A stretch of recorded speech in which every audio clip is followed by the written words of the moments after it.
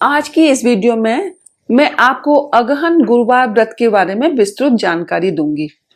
ये व्रत कब है, ये व्रत हमें कैसे करना चाहिए, इस व्रत को कौन कौन कर सकता है, इसके बारे में मैं आपको बताऊंगी।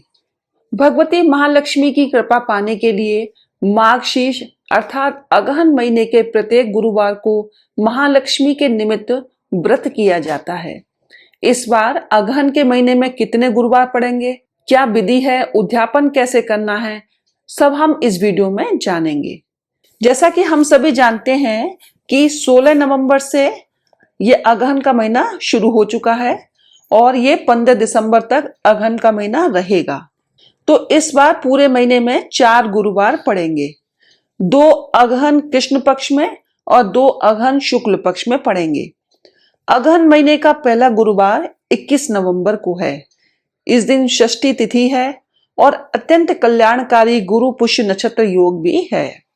28 नवंबर 2024 को अगहन महीने का दूसरा गुरुवार पड़ेगा। इस दिन त्रयोदशी तिथि रहेगी, चित्रा नक्षत्र रहेगा। इस दिन प्रदोष व्रत भी किया जाएगा।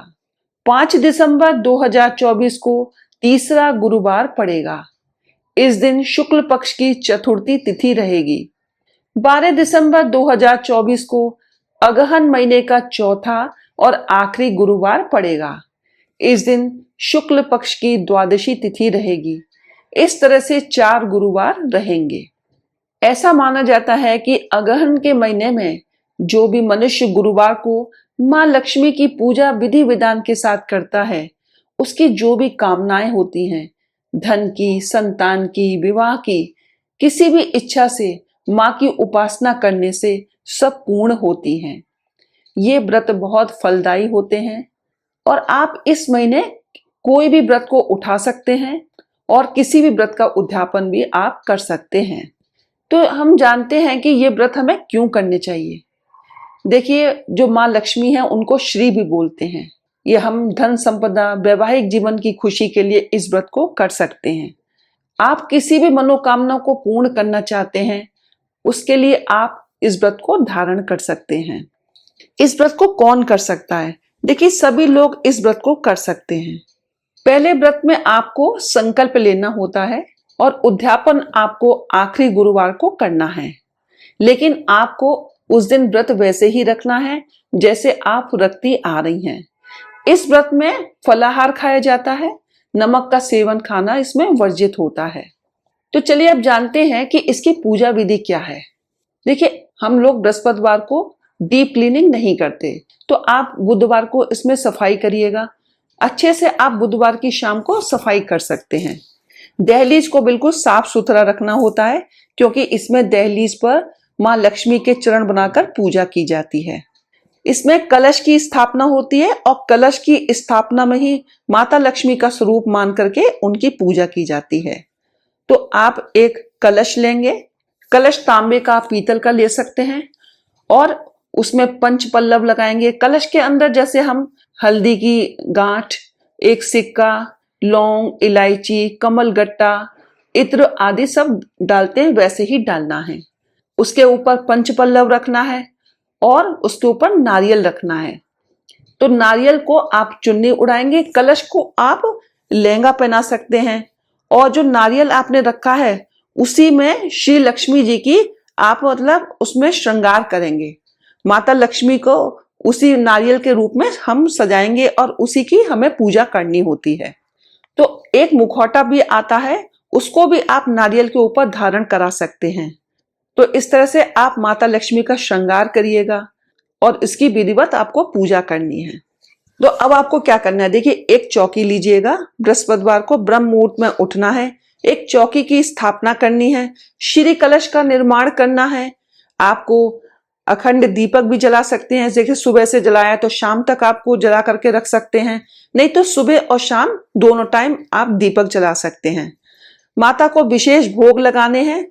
मां लक्ष्मी को खीर है, बताशे, मखाने आदि अति पसंद हैं, तो आप इन चीजों का भोग मां को लगा सकते हैं। मां की आरती करनी है। आप जोर शोर से मां की आरती कर सकते हैं। इसमें आप श्री सूक्त, कनक धारा स्रोत का पाठ कर सकते हैं, लक्ष्मी चालीसा पढ़ सकते हैं। और ये सब करने के बाद आपको क्षमा याचना भी मांगनी है। संध्याकालीन पूजा में भी आप माँ को फूल अर्पित करिएगा, भोग लगाइएगा।